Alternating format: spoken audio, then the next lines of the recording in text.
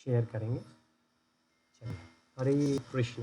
तो I think 15th और 16th 2 दिन की रिकॉर्डिंग्स नहीं मिली थी, लेकिन वो मिल गई हैं, तो मैं उनको बताऊंगा तो वो अपलोड कर देंगे।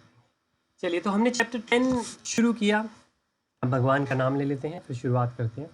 ओम नमो भगवते वासुदेवाय। ओम नमो भगवते वासुदेवाय। ओम नमो भगवते वासुदेवाय। हरे कृष्ण। चलिए, तो हमने देखा 7, 8, 9। धीरे धीरे हम भगवान के बारे में और जान रहे हैं, डायरेक्ट भगवान के बारे में जान रहे हैं। भगवान ने अपना ज्ञान दिया, भगवान ने अपने बारे में नॉलेज दी, और अब भगवान अपना ऐश्वर्य यहाँ पे 10वें चैप्टर में बता रहे हैं। और अब जो वर्स हम करने जा रहे हैं, ये वर्सेस 4 वर्सेस बहुत इंपॉर्टेंट हैं। इन वर्सेस को अगर आप गूगल में डालेंगे, चतुर्श्लोकी भागवत, सॉरी भागवतम, चतुर्श्लोकी भागवतम भी है, लेकिन ये चतुर्श्लोकी भगवत गीता अगर आप डालेंगे तो फिर ये आएंगे वर्सेस जो अब हम करने जा रहे हैं। तो ये 10.8, 9, 10, 11। तो चलिए हम डिस्कस करते हैं। और कुछ मैंने लिंक्स शेयर करे थे, क्योंकि लास्ट टू लास्ट क्लास के एंड में आई थिंक योगेंद्र ने कुछ चीज़ रेज करी थी, तो उससे रिलेटेड कुछ हमने शेयर करे थे। तो लेट्स सी अगर वो आना चाहें। इससे मेरे को एक याद आई, हमारे काना है वो भी ज्वाइन करना चाह रहे थे, लेकिन चलें कोई नहीं। तो मैं रीड करता हूँ, और अगर हम सिर्फ आज ये 4 डिस्कस करना चाहें तो हम ये 4 ही डिस्कस कर सकते हैं। जैसे कहा कि ज़रूरी नहीं है हम फिनिश करें, लेकिन जो करें अच्छे से करें। तो ये यही 4 डिटेल में करते हैं भाई, आज पूरा सत्संग इन चारों को। चलिए जी, तो 10.8 हम शुरुआत करते हैं। भगवान कह रहे हैं कि मैं समस्त आध्यात्मिक तथा भौतिक जगतों का कारण हूँ। प्रत्येक वस्तु मुझ ही से उद्भूत उत्पन्न हुई है। जो बुद्धिमान ये भली बातें जानते हैं, वे मेरी प्रेमा भक्ति में लगते हैं तथा हृदय से पूरी तरह मेरी पूजा में तत्पर रहते हैं। तो एक एक वर्ड अगर हम देखें तो उसके बारे में हम सोच सकते हैं। थियरी है, प्रैक्टिकल है, समस्त आध्यात्मिक और भौतिक। तो मतलब ग्रंथों में ऐसा आता है कि जो आध्यात्मिक जगत है वो 75% है, जो भौतिक है वो सिर्फ 25% है। तो कल एक बहुत अच्छा क्वेश्चन ऋषि ने कहा कि भाई हम किस तरीके से ये सोचते हैं या समझ सकते हैं कि बहुत सारे ब्रह्मांड हैं, तो बाकी ब्रह्मांडों में क्या होता है। तो और क्या ऐसा भी है कि यहाँ की पॉपुलेशन भौतिक बढ़ती चली जाती है, तो वो आत्माएं, नई आत्माएं कहाँ से आती हैं। जब पॉपुलेशन कम हो गई तो वो आत्माएं कहाँ गई। चलें, पॉपुलेशन कम हो गई तो हम कह सकते हैं कि वो जो लोग हैं वो उनका उद्धार हो गया, वो वापस आध्यात्मिक जगत में चले गए। लेकिन इसी जगत के अंदर जो पॉपुलेशन बढ़ रही है, तो वो कहाँ से आए। तो हमने कहा 2 आंसर्स हो सकते हैं उसके। कुछ वो हो सकती हैं जो दूसरी योनियों में थी, माने भूखे पिछात थे, अपने पेड़ पौधे थे, कीड़े मकोड़े थे, जानवर थे, वो अब इंसान बन गए, इंसान की पॉपुलेशन बढ़ गई। और दूसरा ये भी हो सकता है कि सिर्फ पृथ्वी के ही नहीं, बाकी जो 14 भवन है उनमें से कोई यहाँ पे आया है। तो जैसे कोई स्वर्ग से होके वापस आया है, और जो अक्सर ऐसे होते हैं वो फिर, जैसे कहा कि ब्राह्मणों के ख़ानदान में, या इंग्लिश में कहते हैं एरोस्टोक्रेट्स के अच्छे बड़े बुद्धिमान जीव, या हम अगर आज की लैंग्वेज में कहें तो जो अमीर लोग होंगे, जैसे माने बिल गेट्स के यहाँ पे पैदा हो गए, तो ऐसी कोई जगह पैदा हो सकते हैं। तो ये इन लोगों ने पिछले जन्म में विदाउट डाउट बहुत अच्छे कुछ कर्म किए हैं, तो जिसकी वजह से उनको यहाँ पे फ़ायदा हुआ है। अब यहाँ से वो आगे क्या करेंगे वो इस जन्म की बात रहेगी, ऐसा है। तो लेकिन भगवान क्या कह रहे हैं, चाहे आध्यात्मिक लो चाहे भौतिक लो, मैं ही कारण हूँ सबका। मतलब अगर भगवान ने सिर्फ ये कहा होता भौतिक का मैं हूँ, आध्यात्मिक का मैं नहीं हूँ, तो हम ये सोच सकते थे कि अध्यात्म में हो सकता है कोई और बड़ी पावर। भाई भगवान अगर अपने इंद्र आके ये कहें कि भाई मैं सबको पानी देता हूँ और जितने भौतिक संसार में है, सबको हम और मेरी जो पूरी टीम है देवताओं की, वही सपोर्ट करते हैं, तो एक तरीके से वो बात सही है, क्योंकि वो मिनिस्टर हैं। भाई पानी वो देते हैं, हवा वो देते हैं, जल वो देते हैं, अपना वायु और आग वो देते हैं, जो मेन मेन एलिमेंट्स हैं वो सारे वही देते हैं। तो वो कह सकते हैं कि भाई हम ही चला रहे हैं। लेकिन वो भौतिक संसार की बात है, वो खुद भौतिक है। अगर हम देखें, वो भूलोक से ऊपर है लेकिन स्वर्ग लोक में है, और स्वर्ग लोक ब्रह्मांड के अंदर है, और एक दिन ब्रह्मांड पूरा खत्म होगा, तो वो भी है।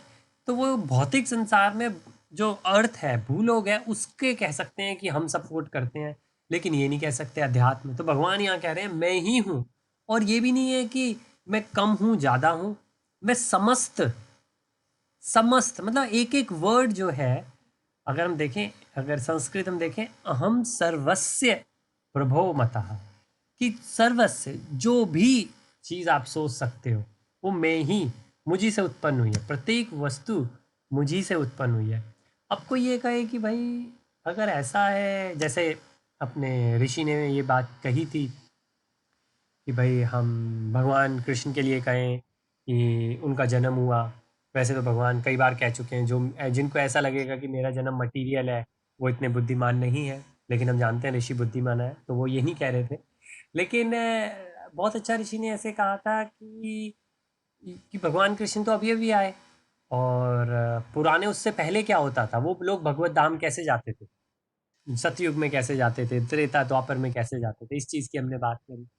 तो उसी चीज़ की बात है, अगर कोई ये कहे कि भाई भगवान कह रहे हैं सारी चीज़ें मुझसे उत्पन्न हुई, लेकिन जो आजकल के साइंटिस्ट ने गाड़ी बनाई, हवाई जहाज इन्वेंट किया, बिटकॉइन इन्वेंट किया, या इंटरनेट इन्वेंट किया, और सारी आजकल के टाइम में डिजिटलाइजेशन हो रही है, तो ये तो सारे साइंटिस्ट इन्वेंट कर रहे हैं। साइंटिस्ट जो है वो जीव आत्मा है, भगवान कह रहे हैं सब कुछ मुझसे उत्पन्न हुआ है। तो ये कैसे हम समझ सकते हैं? कोई कुछ कहना चाहेगा प्लीज़?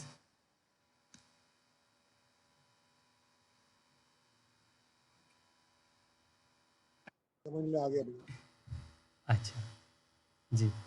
तो आई थिंक अविनाश ने कहा कि हमको समझ आ गया।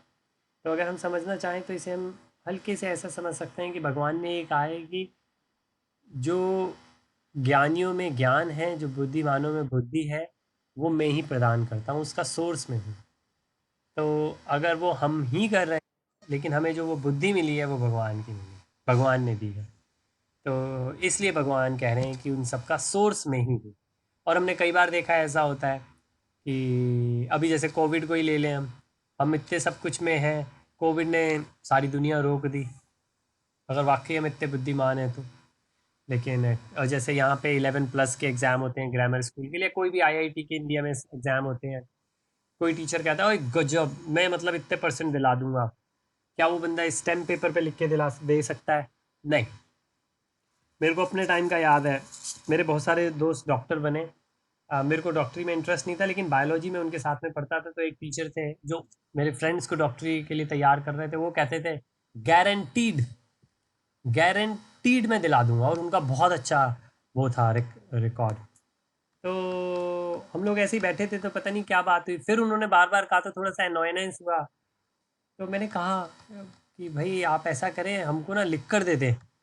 एक इंडिया में कोई कहावत होती है कि मैं लिख कर दे सकता हूँ, तो शायद उन्होंने ऐसे कहा कि मैं लिख कर दे सकता हूँ गारंटीड, तुम तीन हो, तुम में से ये तो ऐसे ही है, मेरे लिए कहा, और कहते डॉक्टर बनना चाहते हो ना, तुम दोनों को डॉक्टर बनाऊंगा मैं। तो मैंने कहा कि फिर उन्होंने कहा मैं लिख कर दे सकता हूँ, तो मैंने कहा आप लिख कर दे दीजिए। फिर हंसने लग गए। फिर मैं थोड़ा सीरियस हुआ, मैंने कहा नहीं, आपने कई बार इस चीज़ की गारंटी दी, आप लिख कर दे दीजिए। हो सकता है मैं वाकई एनोइड हूँ, मेरे को पूरी तरीके से याद नहीं कि भाई इन दोनों के लिए ही कह रहे हैं, मेरे लिए नहीं कह रहे हैं। लेकिन और ये भी बात है कि वो दोनों मेरे अच्छे घनिष्ठ दोस्त हैं, और वो दोनों के दोनों डॉक्टर हैं आज की डेट में। और तो लेकिन उन्होंने लिख के नहीं दिया। फिर उन्होंने कहा भाई नहीं, ये तो मतलब कहने का तरीका होता है, और ये है। लेकिन अभी रिसेंटली इस चीज़ की बात यहाँ पे हुई, तो फिर उस चीज़ की ऐसी ही बात हुई। तो कोई इस चीज़ की गारंटी नहीं ले सकता, बच्चा जितना मर्जी स्मार्ट हो, इंटेलिजेंट हो, क्लेवर हो, कोई गारंटी नहीं ले सकता। आर्यन के सबसे अच्छे फ्रेंड है, उनका एडमिशन नहीं हुआ, उनको प्राइवेट करवा रहे हैं और प्राइवेट में वो टॉप 5 में आए हैं, जिससे कंफर्म होता है कि वो थे, उनको बहुत अच्छा वो मिल रहा है स्कॉलरशिप। लेकिन जिस एग्ज़ाम के लिए वो तैयार कर रहे थे उसके लिए वो का नहीं हुआ। तो इसलिए कहते हैं कि भगवान का ना सिर्फ सेंशन जरूरी है, बहुत ज़रूरी है भगवान का सेंशन। हम जितनी मर्जी मेहनत कर लें, कुछ भी कर लें हम, अगर भगवान ने उसको अप्रूव नहीं किया तो फिर बहुत बड़ी दिक्कत है। अब वो अलग कहानी उठेगी, अलग डिस्कशन होगी कि भगवान किस बेसिस पे अप्रूव करते हैं, उसके बारे में हम अलग चर्चा कर सकते हैं। लेकिन यहाँ पर भगवान क्या कह रहे हैं, प्रत्येक वस्तु मुझ ही से उद्भत है, मतलब उत्पन्न है। तो फिर जो बुद्धिमान ये भली बाती जानते हैं वे मेरी, अब जो बुद्धिमान जानते हैं वो हम सारे बुद्धिमान हैं। ठीक क्यों? क्योंकि हमको भगवान ने ये कहा और हम समझ गए। भगवान ने कहा, हम समझ गए। जो बुद्धिमान है वो ये भली बाती जानते हैं। हम जानते हैं ये भगवान ने कहा, हमने समझा कि सब कुछ भगवान से निकला है और इसका मतलब हम बुद्धिमान हो गए। लेकिन फिर भगवान क्या कहते हैं, वह मेरी प्रेम भक्ति में लगते हैं तथा हृदय से पूरी तरह मेरी पूजा में तत्पर होते हैं। अब हृदय, अब ये हृदय कहाँ से आया? अगर हम बात करते हैं, हम बहुत प्रैक्टिकल बात करें कि हृदय क्या है, ये एक और चीज़ मेरे को अपने शास्त्रों में बहुत अच्छी लगी। और कभी कभी जैसे योगेंद्र से बात हो रही थी, हम किसी से कहना चाहें कि भाई, कि उन्होंने कहा दूसरे संप्रदाय से, ब्रह्म कुमारियों से आई थिंक बात हुई, तो उन्होंने कहा यार मुझे नहीं, मतलब उन्होंने कुछ कहा, मैंने कहा कहने दो। मैंने कहा बात सही है, जो जैसे भगवान ने कहा जो कर रहा है, जिसमें लीन है उसे लगे रहने दो। लेकिन आप एक क्वेश्चन पूछ सकते हो उनसे, किसी से भी। और क्वेश्चन क्यों? क्वेश्चन इसलिए नहीं कि उनको कोई नीचा दिखाने के लिए, क्वेश्चन इसलिए कि उनकी जो सोच है वो क्या है, उसको जानने के लिए। और मैं पर्सनल लेवल पे कहूँ, मुझे इससे बहुत जानकारी मिलती है। मुझे कभी भी कोई दूसरे संप्रदाय का मिलता है, मैं बहुत क्यूरियोसिटी के साथ में क्वेश्चन पूछता हूँ। क्यों? क्योंकि वो जो भी कर रहे हैं वो अपनी समझ के हिसाब से सही कर रहे हैं, बिल्कुल सही कर रहे हैं उनकी समझ के हिसाब से। तो वो जो भी कर रहे हैं उसके अंदर उनका कोई लॉजिक है, वो लॉजिक हमें नहीं मालूम। हो सकता है वो लॉजिक हमें पता लगे तो हम भी उस चीज़ को अप्रिशिएट करने लगे। तो इसलिए कभी ऐसा नहीं कि चाहे द्वैत और अद्वैत की बात हो, चाहे ब्रह्म कुमारी की बात हो। जैसे कल हम पार्क में गए थे तो हमको कृपालू जी महाराज के एक मिले, तो कोई भी मिले आप उनसे डिस्कस कर सकते हैं। अच्छा आप ऐसा सोचते हैं तो फिर ऐसा कैसे? अच्छा भगवत गीता में ये लिखा है, उसको आप कैसे समझते हैं? उनका समझना, मतलब एक डिस्कशन कर सकते हैं, हेल्दी डिस्कशन, कंस्ट्रक्टिव डिस्कशन, कि उससे कुछ निकल के आए, चाहे आपके लिए प्रैक्टिकल कुछ आए, उनके लिए प्रैक्टिकल आए। तो अब ये हृदय की बात जब आती है, अभी जितना भी हम देखें। आपको बीच में भैया, मैं आपको बीच में रोकता हूँ। प्लीज प्लीज, हाँ जी। एक तो आप हृदय इसलिए कहना चाहते हो क्योंकि हृदय में आत्मा होती है, पिछले श्लोकों में बताया था। बिल्कुल जी। पिछले श्लोकों में ये भी बताया था, मैं तेजस्वी का तेज हूँ, बुद्धिमानों की बुद्धि हूँ, बलवानों का मैं बल हूँ। जी। ये सब पहले वाले श्लोकों में आ चुका है। बट इस श्लोक में ना, संस्कृत से अगर आप हिंदी का ट्रांसलेशन करें हम्म। तो कहीं हृदय है ही नहीं। हृदय इन्होंने अपने आप हिंदी ट्रांसलेशन में जबरदस्ती घुसाया गया। अब बिल्कुल, ये भी बात आप सही कह रहे हैं, ये भी बात आप बिल्कुल सही कह रहे हैं कि यहाँ पे हृदय डाला हुआ है। अब वो हृदय क्यों डाला हुआ है? अगर हम ये देखें कि भाई हृदय, पहले तो जो हम बात कर रहे थे कि अगर आप देखें वेस्टर्न भी जो हैं, जो लोग हिंदुस्तान को नहीं जानते, हिंदुस्तान की संस्कृति नहीं जानते, वो भी यही कहेंगे भाई कि मैंने अपना दिल दे दिया, राइट। अगर आप उनसे पूछें दिल क्यों दे दिया, दिल ही क्यों दिया, कलेजा क्यों नहीं दिया? क्योंकि दिल पंपिंग ऑर्गन है, उसका एक काम है, दिल ब्लड को इधर से लाके उधर देता है और कुछ नहीं। लेकिन हम अगर अपने शास्त्र पढ़ते हैं तब हमें पता लगता है, जैसे अविनाश ने कहा कि हृदय का जो रीजन है वहां पे आत्मा है, और हम कौन है? हम आत्मा ही हैं। तो इसलिए जब इंसान ये कहता है कि हृदय दे दिया, तो कहने का ये मतलब है कि उसने अपने आप को दे दिया, पूर्ण रूप से उसने अपने आप को सरेंडर कर दिया। तो हम कहते हैं कि भक्त को सिर्फ एक चीज़ करनी है, श्रद्धा से अपने आप को भगवान को समर्पित करना है। तो इसलिए हृदय किसी को दे देने का मतलब ये है कि अपनी अंतर आत्मा उसके अंदर लगा दी, कि अब वो इंसान कुछ और सोच ही नहीं पाता। उसकी जो इंद्रियां हैं, जो भौतिक इंद्रियां हैं, जो शरीर के साथ में है, वो उसको कहीं और नहीं ले जा सकती हैं अब। क्यों? क्योंकि इंद्रियां जो है वो किसको लेके जाती हैं? वो आत्मा और इंद्रियों के बीच में जो मन है उसको लेके जाती हैं। लेकिन मन अब वो इंद्रियों की तरफ ना जाके आत्मा की तरफ जा रहा है, और आत्मा जो है वो आप किसी और को दे चुके हैं।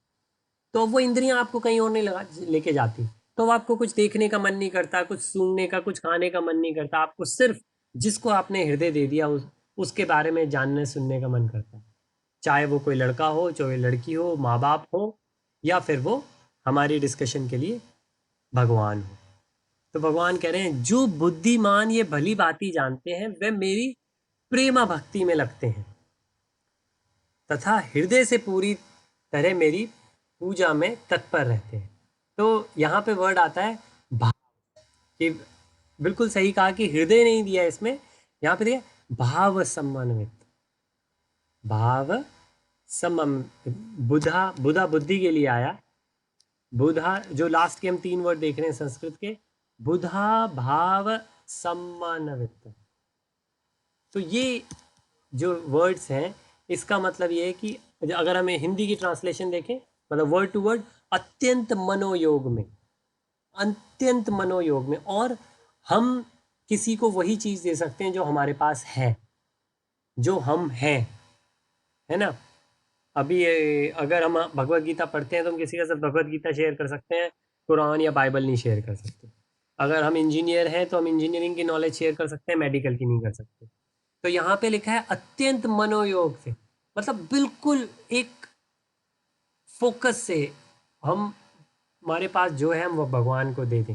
और हमारे पास क्या है? हमारे पास सिर्फ आत्मा है, क्योंकि वही एक आत्मा है जो इटर्नल है, और कोई भी चीज़ हमारे पास ऐसी है ही नहीं जो इटर्नल है। और वो आत्मा कहाँ है? वो हृदय है। इसलिए यहाँ पे हृदय को डाल दिया। अगर हृदय को आप निकालना भी चाहें तो निकाल सकते हैं, लेकिन हृदय का मतलब सिर्फ यही है कि आत्मा, आत्मा का सिर्फ यही मतलब है कि हम खुद, यानी हमारी जो आइडेंटिटी है वो हम भगवान को दे रहे हैं। और पूरा का पूरा इसके अंदर हम देख सकते हैं एक एक एलिजिबिलिटी भगवान बता रहे हैं कि कौन बुद्धिमान है। जो बुद्धिमान है फिर वो करते क्या है, थियरी भी बता दी, प्रैक्टिकल भी बता दिया, उसका रीज़न भी बता दिया। रीज़न ये कि सब कुछ मुझसे उत्पन्न होता है। तो पहले ये चीज़ इंसान समझेगा, समझने के बाद वो करेगा। और कैसे करेगा? प्रेम पूर्वक करेगा। और करने के बाद क्या करेगा? सरेंडर, टोटल सरेंडर कर देगा। ठीक। इसके अंदर हम और आगे चलते हैं, लेकिन कौन। या एक तो हृदय जी मत निकालो, हृदय लगे रहने दो, क्योंकि जब आप आगे चलोगे, उन्होंने पहले से एडवांस में हमें बताने के लिए पहले ही ये चीज लिखी जी है। जी, अगर आप 10.11 श्लोक तक जाओगे, बिल्कुल। उसमें सब चीजें क्लियर हो जाएगी कि हृदय कहाँ से आया। हाँ 10.11 2 श्लोक के बाद आ जाएगा, इसलिए मत निकालो। हमारी आसानी के लिए उन्होंने जो बाद के श्लोकों में दे रखा था वो पहले से उसी श्लोक के ट्रांसलेशन में जोड़ दिया बिल्कुल। है। हम पहले भी ये कई बार देख चुके हैं कि कई बार ऐसा हुआ है कि वो चीज़ वहाँ की नहीं है, लेकिन जिन्होंने लिखी है, प्रभुपाद जी ने जो भावार्थ किया है या वर्ड टू वर्ड ट्रांसलेशन या हिंदी में उसका ट्रांसलेशन किया है, वो क्योंकि सली पूरी पढ़ के नॉलेज लेके कॉन्टेक्स्ट के अंदर दिया है ना। तो आपने बिल्कुल सही बात करी। लेकिन यही है कि इन केस अगर हम ये कहें कि इसके ऊपर फिर हम जस्टिफिकेशन देने पड़े, तो बेटर ये है कि कोई नहीं, हम छोड़ देते हैं। क्योंकि आगे ये चीज़ अगर क्लियर होने लायक है तो वो क्लियर हो जाएगी। ठीक, चलिए हम आगे बढ़ते हैं फिर। अगर इसके अंदर तात्पर्य में कोई और चीज़ हो तो बताएं प्लीज़। और कुछ रेफरेंसेस हैं जो भगवान देते हैं, लेकिन जो एसेंस है उसका भगवान ने बताया है। और हम देखेंगे कि सारी जो भक्ति है वो सरेंडर के ऊपर ही है। और जैसे हमने कहा, भगवान के लिए काम करना है, लेकिन भगवान के लिए कोई क्या काम करेगा? भगवान के जो भक्त हैं उनके लिए काम किया जाएगा। और ऐसे बहुत सारे हमारे पास में एग्जाम्पल आते हैं कि जिसके अंदर भगवान सीधा सीधा ये कह रहे हैं कि मैं ही हूँ, मैं ही सोर्स हूँ, और मेरे ही भक्त बनो, और भक्त बन के क्या करो? सेवा में लगो। अगर हम 10.9 देखें, मेरे शुद्ध भक्तों के विचार मुझ में वास करते हैं। तो क्यों वास करते हैं भगवान पहले बता चुके, क्योंकि वो मेरे को समझ जाते हैं, क्योंकि वो बुद्धिमान है, उनको मालूम है कि मैं ही अध्यात्म और उसका समस्त का सोर्स हूँ। तो वो जो मेरे, और कौन से भक्त, शुद्ध भक्त, शुद्ध भक्तों के विचार मुझ में वास करते हैं, उनके जीवन मेरी सेवा में अर्पित रहते हैं। अब सिर्फ यही नहीं कि विचार करते हैं, जैसे कि कोई ज्ञानी हो, ज्ञानी कोई जंगल में पहाड़ में बैठकर भी बन सकता है और अपने विचार को मेडिटेशन में करके उसमें लगा सकता है, लेकिन बात हो रही है कि वो सेवा भी करेगा। वो शुद्ध भक्त के सिर्फ विचार ही भगवान में नहीं लगेंगे, विचार लगने के बाद उनके जीवन मेरी सेवा में अर्पित रहते हैं। अब मेरी सेवा का क्या मतलब होता है? अगेन, मेरी सेवा ऐसा नहीं है कि सिर्फ भगवान की सेवा, भगवान के जो भक्त हैं उनकी सेवा मेरी सेवा में अर्पित रहते हैं, और वे एक दूसरे को ज्ञान प्रदान करते तथा मेरे विषय में बात करते हुए परम संतोष तथा आनंद का अनुभव करते हैं। मतलब ऐसा नहीं है कि शरीर छोड़ने के बाद कोई सत्यचित्त आनंद की प्राप्ति होगी, तब भी हो सकती है, भगवान के पास जाएंगे तो बिल्कुल होगी, लेकिन जो शुद्ध भक्त हैं वो अभी के अभी, अभी के अभी, और इसी को हम ब्रह्म रियलाइजेशन कहते हैं। ब्रह्म रियलाइजेशन क्या है? कि आप अभी के अभी सत्यचित आनंद प्राप्त कर सकते हो। बिल्कुल सही बात है, भगवान कह रहे हैं कर सकते हैं। जो जो जो भगवान के भक्त हैं वो आपस में भगवान की बात करेंगे, और संतोष और आनंद का मतलब, संतोष क्या हुआ, देखिए दो वर्ड है, संतोष लेंगे। संतोष हो गया कि वो कंटेंट है, वो सेटिस्फाई है, उनको उनकी कोई इच्छा नहीं है, मतलब कोई भौतिक इच्छा नहीं है उनकी कि बड़ी गाड़ी बन जाए, बड़ा घर बन जाए, कि नौकरी में प्रमोशन हो जाए। हालांकि ये नहीं कह रहे कि इन सारी चीज़ों के लिए काम नहीं करेंगे, लेकिन जो है वो संतुष्ट है। उससे ज़्यादा मिल जाए तो भगवान ने बहुत अच्छा किया, लेकिन उसके लिए उनको क्यूरियोसिटी नहीं हो रही, एंग्जाइटी नहीं हो रही है, उससे कोई टेंशन स्ट्रेस नहीं हो रहा है उनको। और ऐसा ही नहीं कि सिर्फ संतुष्ट हो गए। हम कई बार कहते हैं कि बच्चों को बेटा जो मिला उसमें संतुष्ट रहो, तब वो इंसान क्या करेगा? रहेगा, जक मारेगा, मिलेगा ही नहीं, क्या करेंगे, क्या कर सकते हैं? लेकिन यहाँ पे शुद्ध भक्त का वो नहीं है मन। शुद्ध भक्त का क्या मन है? शुद्ध भक्त का ये मन है कि वो इंसान संतोष रहेगा, और संतोष के बाद नेक्स्ट लेवल, उस संतोष से वो आनंद प्राप्त करेगा। तो उसका मन वहाँ लगा रहेगा, उसके उसकी वजह से वो सेवा करेगा और एक दूसरे को ज्ञान देगा, और फिर उस भगवान के विषयों में बात करते हुए संतोष तथा आनंद का अनुभव करेगा। जैसे हम कहते हैं भाई जल्दी से भगवत गीता ख़त्म कर दो, चलो बहुत अच्छी बात है, फिर क्या होगा?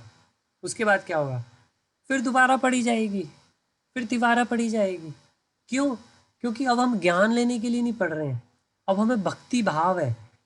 जैसे कि बच्चा दूर चला जाता है तो माँ बच्चे के कपड़े देखती है, या कई बार घर के अंदर लोग बैठ के हॉलीडेज पिक्चर्स देखते हैं। क्यों देखते हैं? इसलिए नहीं कि हॉलीडे भूल गए हैं वो, नहीं, वो मेमोरीज है।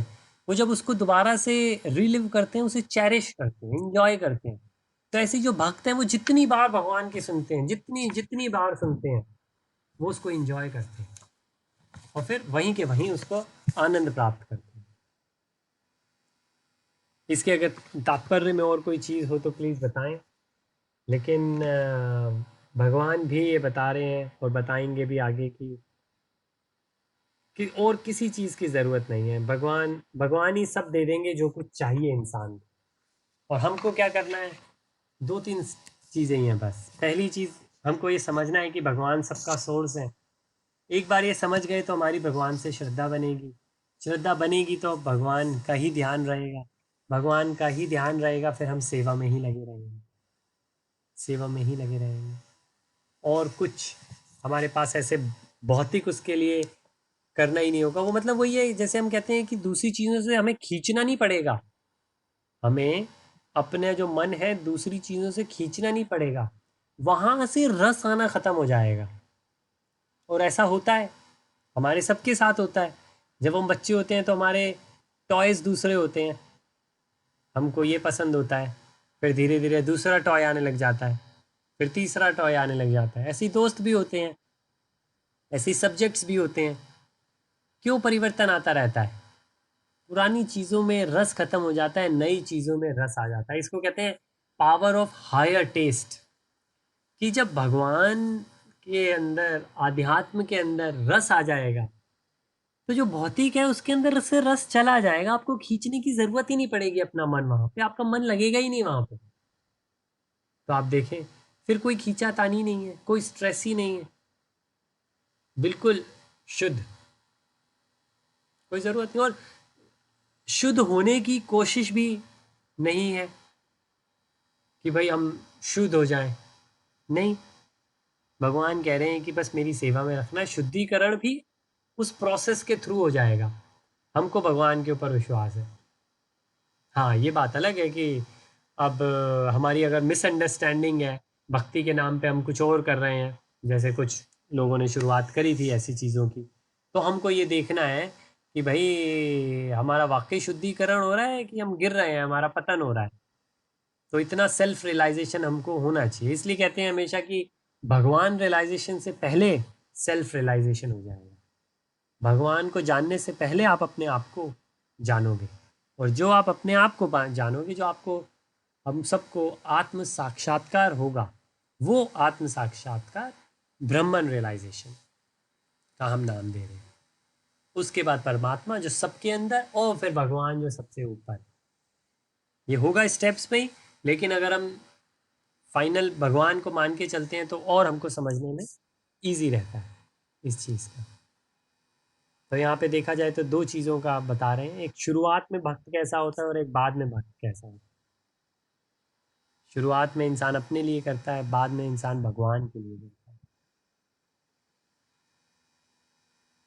तो चलिए, अगर इसमें कोई बात हो 10:09 में तो बताएं, अदरवाइज 10:10 पढ़ेंगे हम। चलिए 10:10 पढ़ते हैं हम। इसमें थोड़ा बुद्धि योगा का बात आती है। जो प्रेम पूर्वक मेरी सेवा करने में निरंतर लगे रहते हैं, उन्हें मैं ज्ञान प्रदान करता हूँ, जिसके द्वारा वे मुझ तक आ सकते हैं। देखें कि इसलिए कहते हैं कि भक्त को ज्ञान अर्जित करने की ज़रूरत ही नहीं पड़ती है। भक्त को सिर्फ भक्ति करने की ज़रूरत पड़ती है। बाकी सारी जो चीज़ें हैं, जो ज्ञान है, वो भगवान ही दे देते हैं। भगवान कह रहे हैं यहाँ पे, जो प्रेम पूर्वक मेरी सेवा करने में निरंतर लगे रहते हैं, उन्हें मैं ज्ञान प्रदान करता हूँ। मैं ही ज्ञान दे देता हूँ उनको। अब ऐसा नहीं है कि भगवान कोई सपने में आके ज्ञान दे देते, लेकिन कहने का ये मतलब है, हो सकता है अच्छे टीचर से मुलाकात हो जाए, हो सकता है अगर हम स्कूल या कॉलेज के अंदर हैं तो हमारे वहाँ पे अच्छा टीचर मिल जाए हमको। हम अगर कंपनी में हैं तो हमको एक अच्छा मेंटर मिल जाए, हमको अच्छा मैनेजर मिल जाए, अच्छा बॉस मिल जाए। हो सकता है हमको अच्छा हस्बैंड मिल जाए, अच्छा वाइफ मिल जाए। एंड ऑब्वियसली शुरुआत अगर करें तो हमें अच्छे माँ बाप मिल जाए, जो हमको वैदिक कल्चर के बारे में समझाएं, बताएं। तो भगवान इनके थ्रू ज्ञान प्रदान कर देते हैं हमको, जिसके लिए हमने कुछ नहीं किया। क्योंकि जब आप प्रेम में किसी के लिए कुछ करते हो, तो आप उसके लिए रेसिप्रोकेट नहीं करते हो, मतलब आप उसके लिए कुछ इच्छा नहीं करते हो कि सामने वाला भी करेगा इसलिए मैं प्रेम कर रहा हूँ, कि भाई मेरे को ज्ञान चाहिए इसलिए मैं प्रेम पूर्वक सेवा करूँगा। नहीं, आप तो प्रेम पूर्वक जो सेवा कर रहे हो उसी के अंदर आनंद ले रहे हो। लेकिन भगवान कह रहे हैं कि मैं ज्ञान प्रदान कर देता हूँ, तो इसलिए अलग से ज्ञान बहुत ज़्यादा लेने की ज़रूरत है ही नहीं। मुझको पर्सनली मैं ऐसा मानता हूँ कि मैं भक्ति मार्ग में कोशिश कर रहा हूँ, लेकिन मेरा जो नेचुरल इंस्टिंक्ट है, वो जो मेरी प्रकृति है, वो ज्ञान मार्ग की तरफ ज़्यादा है या रही है।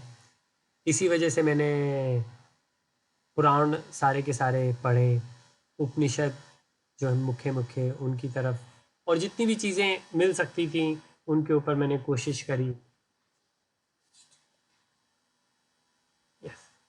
लेकिन जितना जितना पढ़े उतना उतना ये समझ में आया कि बहुत ज़्यादा ऐसी चीज़ें हैं जो कि समझ में नहीं आई हैं। बहुत सारी चीज़ें ऐसी हैं जो समझ में आ ही नहीं सकती हैं, आ ही नहीं सकती। भौतिक लेवल पे ज्ञानी जितना मर्जी लगा रहे, वो चीज़ समझ में आ।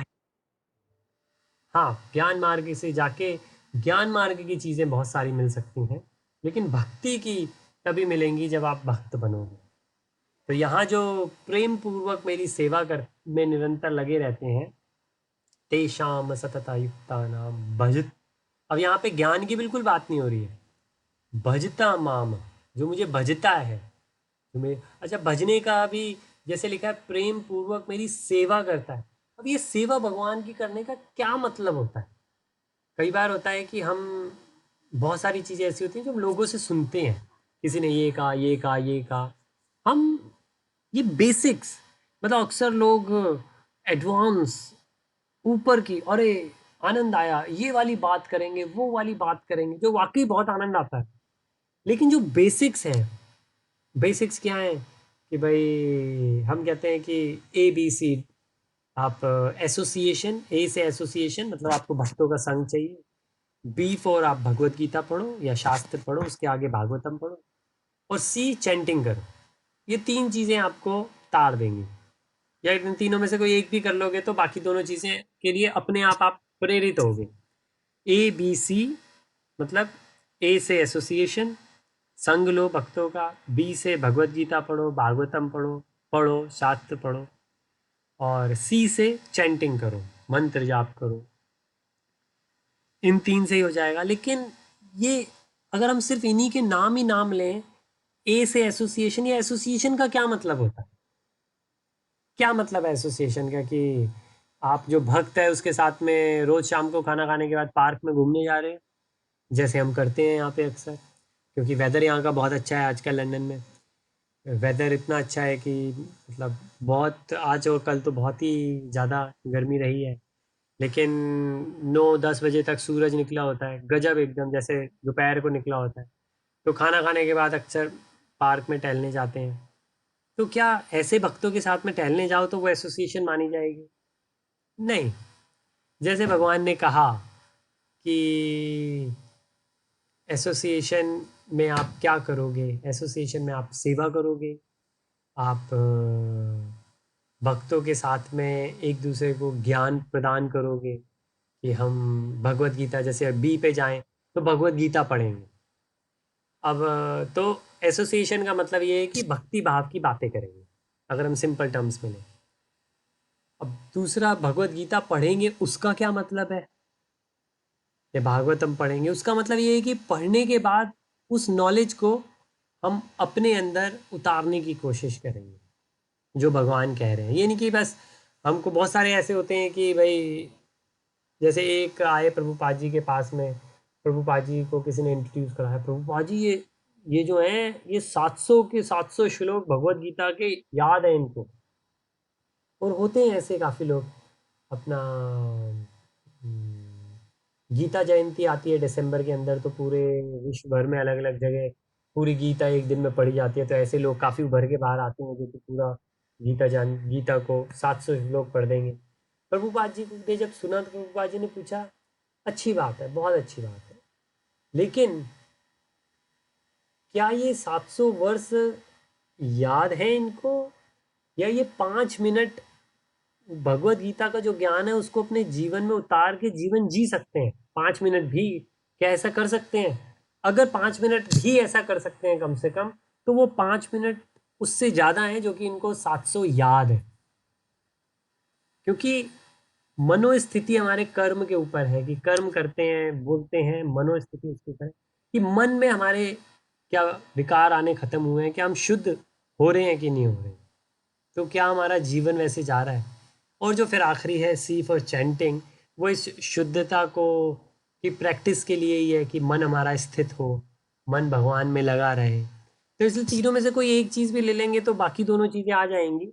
Association, Bhagavad Gita, chanting, ABC।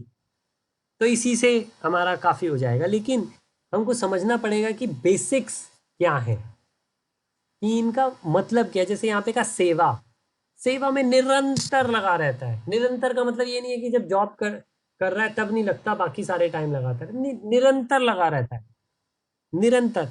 जब अर्जुन किसी को मार भी रहे थे तो भगवान कृष्ण उनके साथ में थे, और अर्जुन कह रहे थे भगवान ये मैंने आपके लिए मारा, कि मेरे भीष्म में पितामह है, मैं बिल्कुल नहीं उनको मार सकता, ना मेरे अंदर कैपेबिलिटी है, ना मेरे मन इतना है कि मैं अपने ग्रैंड सायर को मार सकूं। लेकिन भगवान क्योंकि आप चाहते हो, मैं ज़रूर मारूंगा। इसको कहते हैं टोटल सरेंडर। क्या हम कर सकते हैं ऐसा? हम कहाँ स्टैंड करते हैं? क्या इतनी श्रद्धा है हमारे अंदर? इतनी श्रद्धा अगर हमारे अंदर है तो ना जॉब जाने से, ना कोविड आने से, ना अपना कोई एक्सीडेंट होने से, ना अपने घर परिवार में से कोई जब शरीर छोड़ देगा उसके जाने से, किसी के भी जाने से हमारा मन विचलित नहीं होगा। हम स्थित प्रज्ञ बने रहेंगे। और अगर हम ऐसे बने रहेंगे और बाकियों को भी बनने के लिए प्रेरित करेंगे, तब उसको हम भगवान की सेवा मान सकते हैं। हाँ, अगर हम भगवान की कथा कर रहे हैं, भगवान ने जो भगवत गीता में लिखा है उसे पढ़ रहे हैं, या भागवतम को पढ़ रहे हैं, हम चैंटिंग कर रहे हैं, हम कीर्तन कर रहे हैं, हम भगवान का प्रसाद खा रहे हैं, या हम आंखें बंद करके भगवान से प्रेयर कर रहे हैं, ये सारी भी चीज़ें सेवा के अंदर आती हैं। हाँ, कुछ अपने लिए हो रही हैं और कुछ बाकियों के लिए हो रही हैं। भगवान ये कहते हैं अपने लिए करो और इस लेवल तक पहुंचो कि फिर आप दूसरों के लिए कर पाओ। लेकिन पहले आप अपने लिए, जैसे अगर अगेन मैथ्स का एग्जांपल है, पहले आपको खुद अपने आप को मैथ्स में अच्छा करना पड़ेगा, तभी आप किसी को मैथ्स पढ़ा सकते हो, मैथ्स में अच्छा कर सकते हो। तो दोनों चीज़ें इंपॉर्टेंट हैं। तो पहले अपने ऊपर, फिर दूसरा बाकियों के साथ, सबके साथ। तो भगवान बाद में कहेंगे कि ऐसा भक्त मुझे सबसे प्रिय है, पहले भी कहा है और कहेंगे भगवान। अब चतुर्श्लोकी भागवतम का अगर हम चौथा करें, फिर हम समराइज भी कर सकते हैं।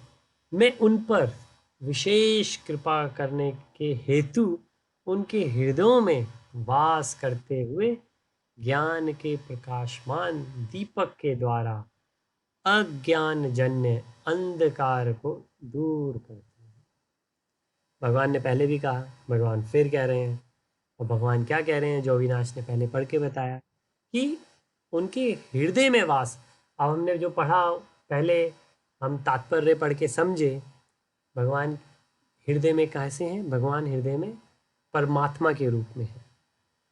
आत्मा हमारी है, परमात्मा भगवान का अंश है। आत्मा भी भगवान का अंश है, हम भी भगवान के ही अंश हैं, लेकिन हम भगवान से अलग हैं। जो परमात्मा है, परमात्मा भगवान का ही एक अंश है, वही है। तो भगवान परमात्मा के रूप में हमारे अंदर है, और परमात्मा के रूप में भगवान विटनेस भी है। सब देख रहे हैं भगवान, जो चीज़ हम कह रहे हैं, जो चीज़ हम सुन रहे हैं, जो चीज़ हम सोच रहे हैं। राधानाथ स्वामी जी महाराज हैं, वो कहते हैं इसमें कोई बड़ी बात नहीं है। एक श्लोक आता है भागवतम में कि इसमें कोई बड़ी बात नहीं है कि भाई भगवान सब देख रहे हैं, ये तो इजी है। चंद्र और मून ये भी सब देख रहे हैं। सुबह होती है, चांद अपना सन देखता है, सूरज देखते हैं, और रात हो जाती है, चंद्रमा देख रहे हैं। तो ये दोनों हमारे विटनेस हैं, 24 घंटे चलते रहते हैं, दोनों में से कोई ना एक तो देख ही रहा है। तो परमात्मा खुद हमारे अंदर है और वो हमको देख रहे हैं, उसमें कोई सरप्राइज की बात नहीं है। उसमें क्या है, कहते हैं, लेकिन इससे भी खतरनाक बात यह है कि उस श्लोक में आता है कि भगवान कभी कुछ भूलते नहीं है। कि ऐसा नहीं है कि भगवान देख रहे हैं सिर्फ, भगवान भूलते भी नहीं है। इस ये अगर जब भक्त सोचता है तो भक्त ध्यान रखता है, भैया अरे भैया ये जितनी भी चीज़ें हैं भगवान ने याद रखनी है। बाद में भगवान पूछेंगे कि बेटा इतना मैंने समझाया भगवत गीता में, क्यों समझ में नहीं आया? कैसी ज़िंदगी जीने को कही थी मैंने, और कैसी ज़िंदगी जी रहे हो? बहुत सारे ऐसे हैं। बनारस के अंदर एक बार ऐसा हुआ कि लॉर्ड चैतन्य हैं, चैतन्य महाप्रभु जी, ये परपट के अंदर है तात्पर्य में कि एक प्रकाशानंद सरस्वती जी थे जो बहुत बड़े पंडित थे। उन्होंने मतलब कहा कि भाई ये तो गलत कर रहे हो आप।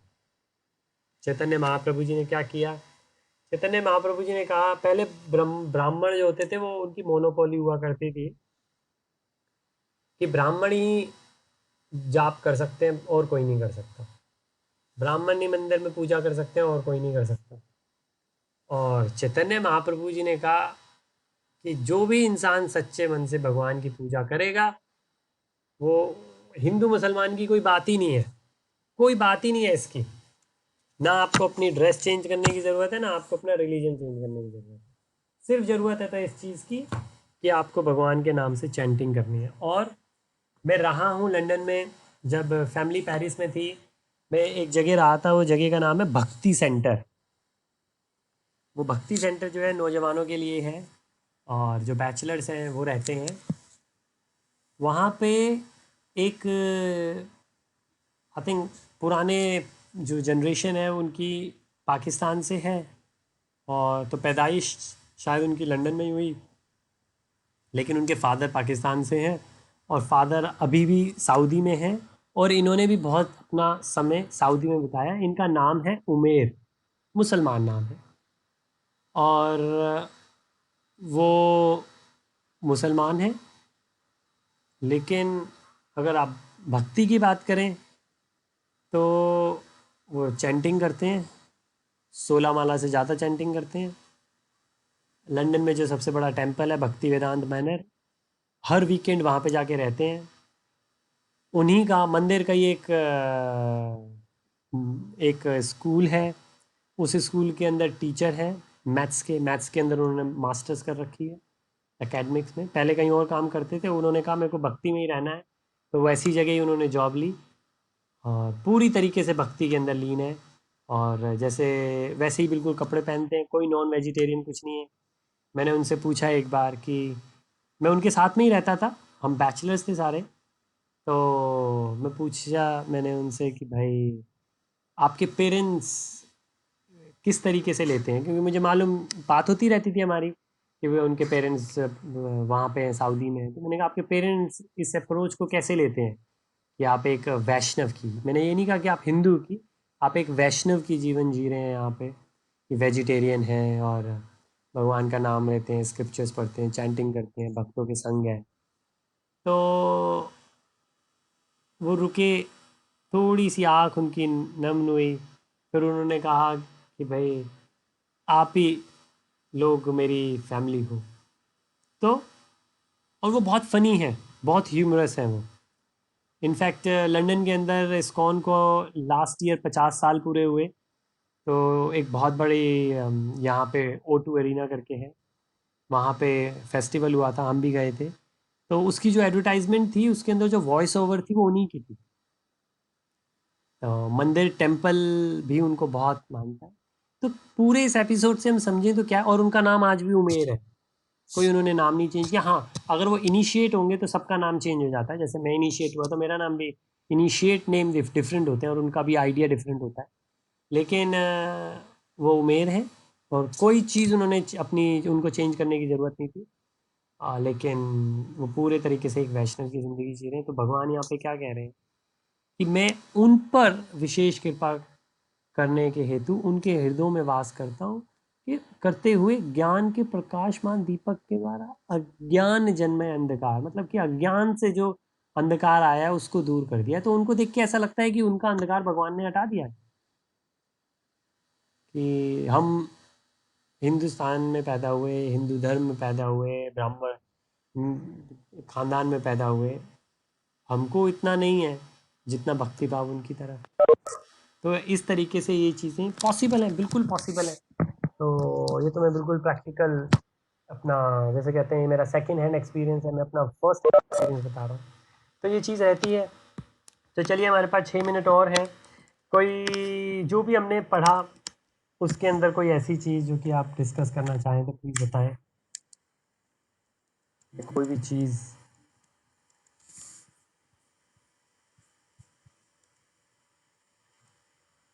मुझे कुछ समझ आया, अगर मैं आपको कुछ बत, बोलूं तो। एक तो अगर आपने बहुत ज्यादा सही बताया, मजा आ गया, आपने इतना अच्छा बताया, मगर अगर आप दोबारा से 10.10 नंबर के श्लोक पे जाओ,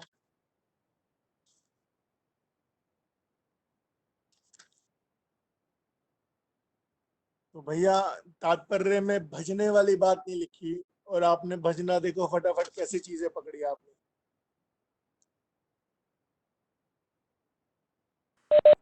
जी जी। भैया यहाँ पे मेरे को जो समझ आया वो ये चीज समझ आई है कि निरंतर ध्यान में रह के जो निरंतर ध्यान में रह के जो भक्त मुझे भजते रहते हैं। भजते मीन्स आपने जो एबीसी वाली चीज बताई, जी चैंटिंग वाली, या नाम लेके या जो भी चीज लेके जो मुझे प्रेम पूर्वक भजते रहते हैं, उन तक ही मैं, वो मुझे पा सकते हैं, ऐसी वाली चीज मुझे समझ आया। मुझे यहाँ पे भी श्लोक में थोड़ा थोड़ा ध्यान का थोड़ा समझ में आया, ध्यान का और चैंटिंग का समझ आया। भजने वाला जो आपने जो तात्पर्य में नहीं लिखा था, मैं बताने वाला था, बट आपने मुझसे पहले बता दिया। और आपने जो एबीसी वाली बात बताई है वो 10.9 नंबर श्लोक में ऑलरेडी लिखी है। ए से एसोसिएशन, एसोसिएशन की जरूरत है, ताकि सेवा और ज्ञान प्रदान, भगवत गीता का जो मेरे बारे में ज्ञान प्रदान कर सके और बिल्कुल उसको पाके संतोष का अनुभव कर सके, ये वाली बात कर दी है। बिल्कुल। एबीसी वाली बात सारी की सारी 10.9 के अंदर आ जाती जी है। तो मुझे काफी सही लगे, जी। यही बता। बहुत अच्छा, बहुत अच्छा। जी। और योगेंद्र भाई, आप तो दो दो उससे कनेक्टेड हो, आपकी मम्मी जी होंगी। वो शायद मम्मी जी होंगी मेरे ख्याल से। अच्छा, आपको भाई कोई चीज़ या ऋषि को वहाँ पे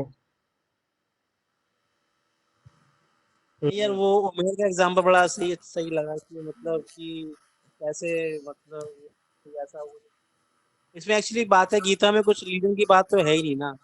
बिल्कुल। है ना? रिलीजन का तो है ही नहीं। अगर कोई हाँ। भी मतलब उसको कोई भी इंसान अपनी लाइफ में उतारे तो मनुष्य की श्रेणी में ऊपर ही जाएगा। तो सच कुछ रिलीजन जैसे भी इससे कोई हर कोई उतार सकता है। हाँ, मतलब इसमें जो भी चीज दी गई है गीता में वो मतलब रिलीजन बेस्ड नहीं है, वो आपको लाइफ कैसे जीनी है एज ए, मतलब आप ये इस योनि में आए हो तो हम्म। कैसे आपको जीनी है लाइफ, उसी के बारे में मैं मतलब सारा ही बताया गया है। बिल्कुल सही, बिल्कुल सही। ये बिल्कुल सही है कि अगर कोई ऐसा कहता है कि भाई ये तो हिंदू धर्म की किताब है, तो हम ऐसा कहते हैं कि भाई जैसे योगा है, योगा कोई इंसान करे, तो योगा कोई वो करते ही हैं, मुसलमान योगा कर सकते हैं, क्रिश्चियन योगा करते ही हैं यहाँ पे सारे। तो उसके अंदर कोई ऐसी चीज़ नहीं है, क्योंकि आप जो चीज़ कर रहे हो उससे फ़ायदा हो रहा है ना। तो अगर कोई मानता रहे भगवत गीता को किताब माने, हिंदू जैसे सिख हैं, सिख अगर माने भाई उनकी किताब है, उसको बहुत अच्छे से वो पूजा वगैरह करते हैं, वो गुरु मानते हैं उनको, बहुत अच्छी बात है। ऐसे हमको सारी धार्मिक किताबों की करनी चाहिए रिस्पेक्ट। लेकिन अगर सिर्फ वही करें और खोल के पढ़े नहीं, पढ़ के समझे नहीं, समझने के बाद हमारे व्यवहार के अंदर वो ज्ञान उतरे नहीं, फिर उसका ज़्यादा फ़ायदा नहीं है। और इसका बहुत अच्छा एग्जाम्पल यही है कि अगर मैं फादर हूँ और मेरे बच्चे जैसे अभी आर्यन स्कूल गए हैं आज, वापस आए और कहें daddy you are the best, daddy मतलब आप दुनिया के सबसे अच्छे डैडी हो। मैं कहूँगा हाँ बेटा, मैं खुश हो गया, बात तो सही कही, अब ऐसा करो एक गिलास पानी ले आओ। कहते नहीं पापा उसको छोड़ो, आप दुनिया के बेस्ट हो, सबसे बेस्ट आप हो। तो बेटा वो बात तो सही है, एक गिलास पानी तो पिला दे। कहते नहीं, बात तो सुनो, आप सबसे गजब हो। मैंने कहा अच्छा चल बेटा उसको छोड़, पानी भी ना पिला, अपने खुद के लिए जो स्कूल के कपड़े हैं इसको उतार के वॉशिंग मशीन में डाल दे, ठीक है, इधर उधर ना फेंकियो बेटा, ठीक है, और बैग लगा लो कल के लिए, ताकि फिर भागा दौड़ी ना हो कल सुबह। डैडी उसको छोड़ो, कपड़े इधर उधर फेंक दिए, बैग इधर उधर छोड़ दिया, आप जो फादर हो ना, ऐसा फादर दुनिया में कोई नहीं होगा। फिर मैं क्या करूँगा, मैं कहूँगा शिवा बेटा वहाँ से डंडा निकाल ला है, क्योंकि फादर को अच्छा कहने से, और इसके अगर दूसरा हो, दूसरा कैसे, अगर एक बच्चा ऐसा है वो ये कहे कि आप जो हो ना, आप मतलब सबसे खड़ूस बाप हो, सबसे खड़ूस बाप, लेकिन आप जो कह रहे हो ना वो सारी बातें आपकी सही हैं और सारी बात मैं मानूंगा, जो आप बोलते जाओगे मैं मानता जाऊंगा। ठीक। हाँ, अब इसके अंदर ऑब्वियसली जो चीज़ हमने कही कि इंसान ऐसा होना चाहिए कि जैसे कोई गुरु अगर हो तो गुरु को हमको जांचना चाहिए, ऐसे ही फादर ऑब्वियसली अपनी तरफ से कोशिश यही होगी उसकी वो अच्छा बताए।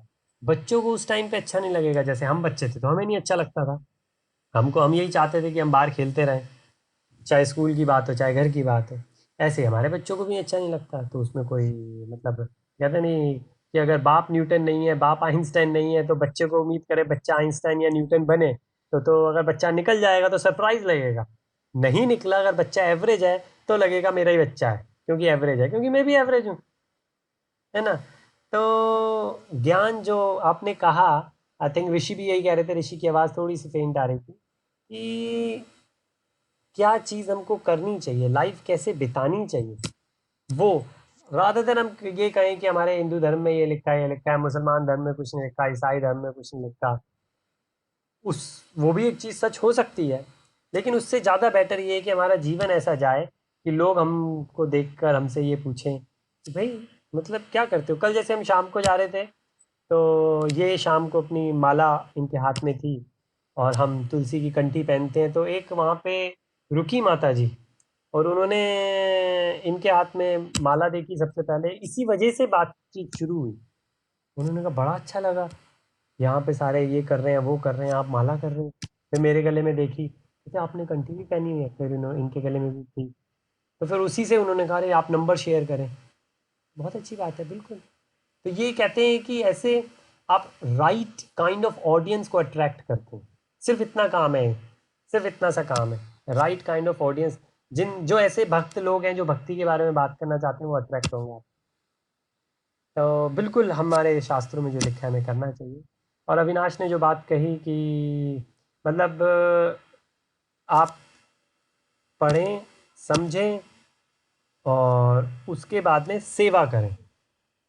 अविनाश ये कह रहे हैं कि आप ध्यान करें, और जो ध्यान करे वो लगे। अभी के लिए जैसे मैं हमेशा कहता हूँ, अगर अभी के लिए हम सेवा निकालना भी चाहें इन केस, तो हम छोड़ सकते हैं, बाद में फिर आएगी सेवा। मैं ध्यान से बचने की बात कर रहा हूँ। और मैं एक चीज और बोलना चाहता हूँ अपने अविनाश ध्यान में आवाज बचने। आवाज भाई थोड़ी सी कम आ रही है। भैया मैं हाँ ध्यान में भजने की बात कर रहा था, भजने हाँ की, हाँ हाँ भजन जी, चैन, नाम लेने की। बिल्कुल बिल्कुल। और क्या वो आंखें खोल के कर सकते हो, चलते चलते कर ट्रू। सकते हो, काम करते करते कर सकते हो, आंखें बिल्कुल। बंद करके कर सकते हो, वॉट एवर।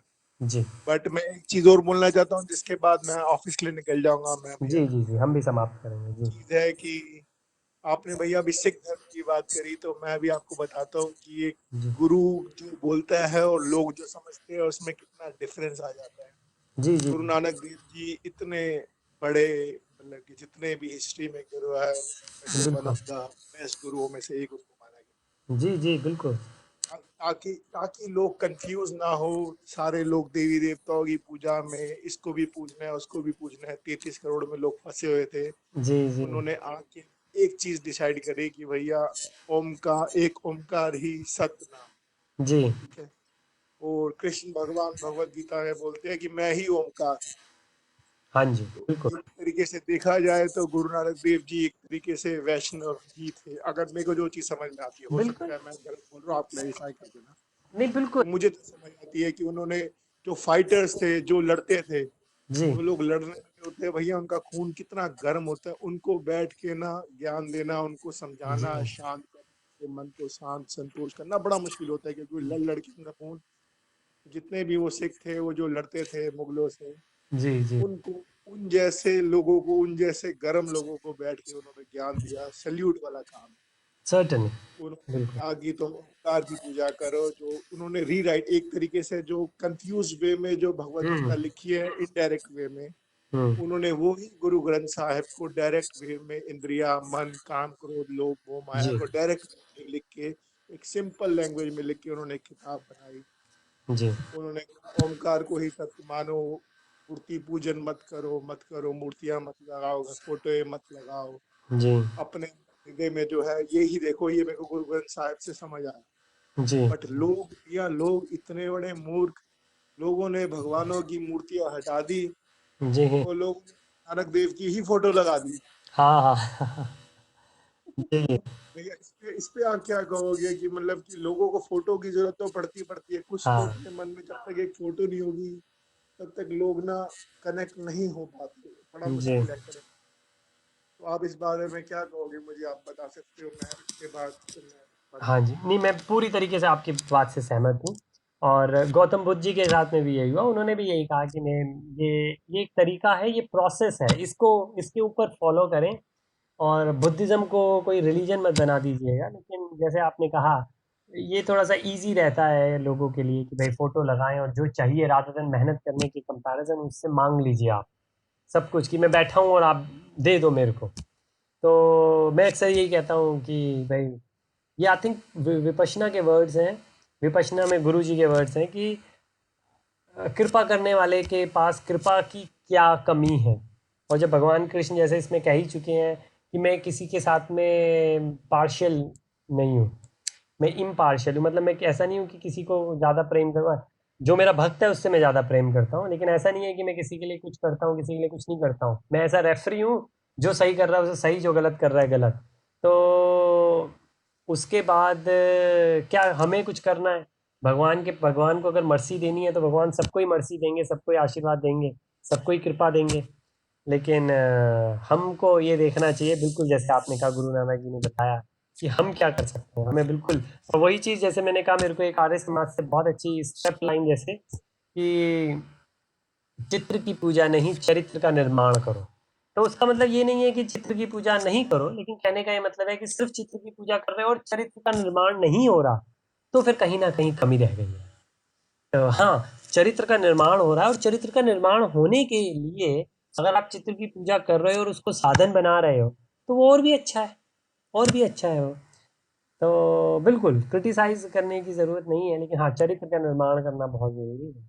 और बिल्कुल गुरु ग्रंथ साहिब में ये बहुत ही अच्छे से समझा रखा है। लेकिन अगेन बात यही है कि उसमें जो भी है, भगवत गीता में, भागवतम में, वो या गुरु ग्रंथ साहिब में, हमको फॉलो अपने जीवन के अंदर हमारे उतरना चाहिए, व्यवहारिक रूप से, प्रैक्टिकल रूप से। सिर्फ ये नहीं कि कमरे में बैठ के हम इसके बारे में पढ़ते रहें और व्यवहारिक रूप में हमारे ना आए, क्योंकि आत्म साक्षात्कार तो तभी होगा।